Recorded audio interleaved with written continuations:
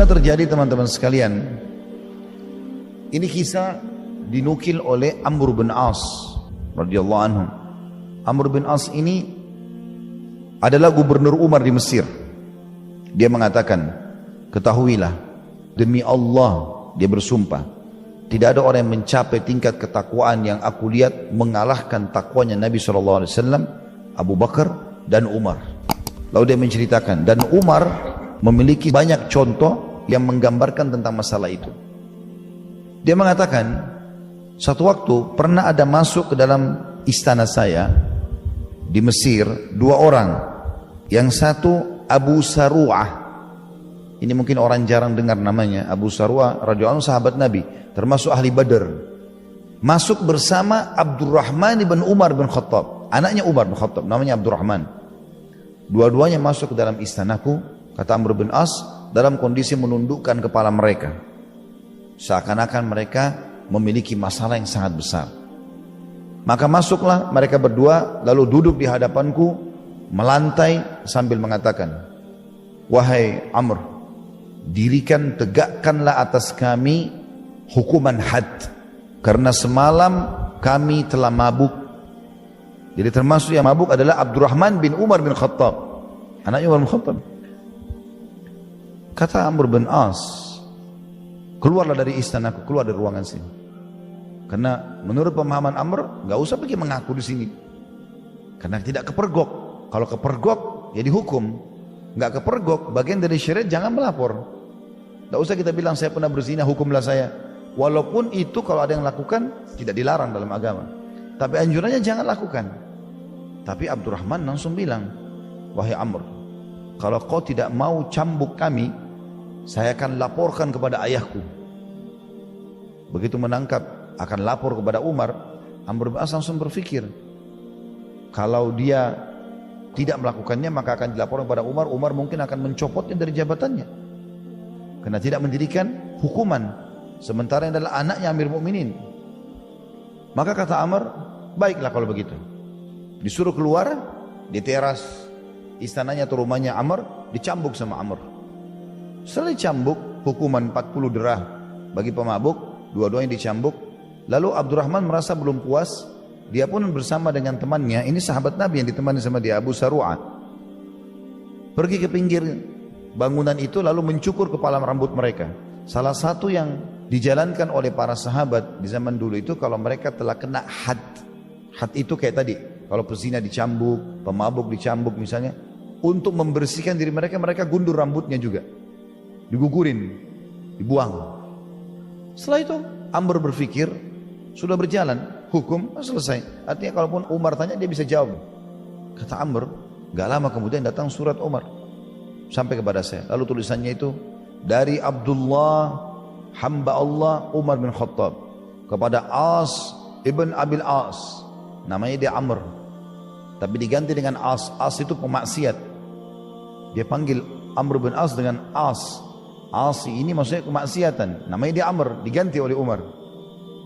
Kata Umar, seberapa jauh keberanianmu untuk melanggar peraturan-peraturan yang sudah aku tentukan? Bagaimana bisa kau menghukum Abdurrahman yang telah terbukti mabuk dan buat pengakuan? Karena kan dalam Islam kalau orang datang mengaku tidak butuh saksi.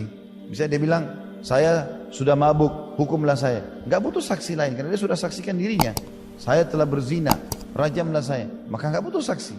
Tegak padanya argumentasi gitu. Kata Umar, telah datang kepadamu Abdurrahman, anaknya Amir Mukminin, yang melakukan perbuatan.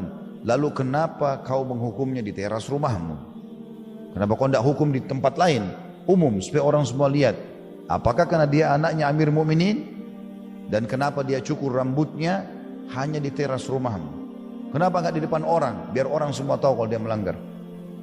Maka kata Umar bin Khattab, kirim kepadaku sekarang Abdurrahman itu, dan aku akan kirim dari Madinah Abdullah, anaknya Abdullah bin Umar, menjemput Abdurrahman. Amr bin As suruh siapkan, dan disuruh, kata Umar, siapkan untuk dia keledai yang keledai ini enggak layak untuk dipakai, keledai yang biasa dipakai untuk narik gerobak. memang bukan untuk dilatih ngangkat manusia. Jadi ada perbedaan. Di zaman dulu ada perbedaan seperti itulah. Kayak mungkin kita sekarang mobil-mobil pick up untuk angkat sampah-sampah dengan mobil yang dipakai untuk pribadi itu berbeda. Seperti itu kurang lebih. Jadi ini nggak layak gitu, disuruh naik itu. Dan ini meletihkan karena tidak pakai pelana. Kalau dulu hewan ditunggangi ditaruh pelana, kayak ada tempat duduknya di atas punggungnya supaya tidak sakit badan. Umar larang pakai itu. Suruh pakai keledai yang biasa dipakai untuk tarik barang dan tidak boleh ada pelananya. Sampai ke Madinah. Waktu itu perjalanan jauh sekali. Dari Mesir ke Madinah naik ini bisa sebulan lebih. Dalam kondisi seperti itu. Begitu tiba di Madinah, capek betul. 1 bulan lebih jalan dalam kondisi begini dan kondisi sakit gitu. Lalu kata Umar di depan orang-orang, wahai Abdurrahman, karena kau anaknya Amir Mukminin, kemudian kau dicambuk di terasnya Amr dan kau cukur rambutmu di terasnya. Apa bedanya antara kau dengan kaum muslimin? Ini bayangkan teman-teman ya, kita kalau pertemukan dengan di zaman kita sekarang, ada nggak pejabat yang mau begini, mempermalukan anaknya melanggar di depan umum untuk membuktikan hukum Allah itu harus diterapkan. Mereka malah sengaja membayar, menyogok untuk menutupi anaknya dari kesalahan. Dia malah memberikan pendidikan, nggak ada beda antara anak saya dengan orang biasa, semua sama. Setelah cambuk, kemudian dibebaskan sama Umar. Sebulan kemudian Abdurrahman meninggal dunia.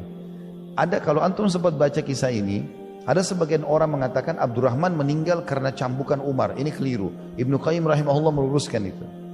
Ibnu Qayyim rahimahullah mengatakan, sesungguhnya Abdurrahman bukan meninggal karena cambukan ayahnya. Terbukti karena dia masih hidup sebulan setelah kejadian tersebut dan tidak sakit, sehat. Cuma hukuman sudah selesai. Berarti syubhat yang mengatakan Umar membunuh anaknya dengan cambukan tidak benar. Kemudian juga cambukan Umar kepada Abdurrahman bukan cambukan had yang terulang. Karena had nggak boleh diulangi. Kan sudah dihukum di Mesir, nggak boleh diulangi cambukan itu. Nggak boleh orang bilang ini tadinya dicambuk, misalnya di Panggep karena mabuk 40 derajat, di Makassar dicambuk lagi, nggak bisa. Karena sudah dicambuk, selesai. Jadi cambukan, kata Ibnu Qayyim, Umar adalah didikan ayah kepada anaknya, bukan lagi had. Jadi itu hak ayah. Boleh ayah memukul anaknya kalau dianggap itu adalah pelanggaran. Begitu juga dengan Ibnu Saru'ah radhiyallahu anhu. Dan Ibnu Qayyim mengatakan perlu digarisbawahi, Ibnu Saru'ah atau Abu Saru'ah ini radhiyallahu anhu seorang ahli Badar yang memang Allah SWT juga mengatakan melalui lisan Nabi Muhammad SAW kepada ahli Badar, berbuatlah semua kalian sudah diampuni dosanya. Dia rupanya sama Abdurrahman, kata Ibnu Qayyim rahimahullah, terbukti dari fakta-fakta sejarah mereka sebenarnya bukan sedang mabuk. Jadi rupanya mereka minum nabidh, kismis atau anggur biasa dicemplungin di air, dibiarkan beberapa hari nanti airnya jadi manis. Ini kadang-kadang berubah menjadi minuman yang memabukkan, tapi tidak seterusnya. Karena minuman nabidh ini pernah diminum oleh Nabi SAW, pernah diminum. Jadi kalau kita taruh kismis di air, beberapa jam kemudian nanti dia akan berubah menjadi air manis. Tapi kalau dibiarkan mungkin sampai beberapa hari dia bisa berbusa, jadi bisa memabukkan gitu. Rupanya mereka minum, mereka nggak tahu kalau itu bisa memabukkan. Kehati-hatiannya Abdurrahman, anak Umar bin Khattab, dan juga Abu Saru'ah ini khawatir jangan sampai ternyata sudah sampai pada mabukkan, padahal mereka tidak mabuk. Cuma karena ketakutannya kepada Allah, jangan sampai hari kiamat nanti saya dihukum, itu muncul. Jangan sampai betul-betul karena status yang masuk tadi dari nabidh ini sudah sampai pada tingkat memabukkan, padahal sekali lagi dia belum memabukkan. Itu nanti saya dihukum hari kiamat, lebih baik saya dihukum di dunia. Gara-gara kepekaannya ini, akhirnya dia pun minta untuk dihukum. Seperti itulah. Bagaimana teman-teman para salafus saleh luar biasa mereka dalam menjaga amal-amal mereka. في القلب مشاعر أخفيها قد أشرقت الشمس عليها عن خطط لم أعبأ فيها ستكون بأيامي فرقا فحياتي قبل الحلقات تيه بضياع بشتاتي من دون نعيم الآيات نرتاد لنحفظها الحلقا في القلب مشاعر أخفيها قد أشرقت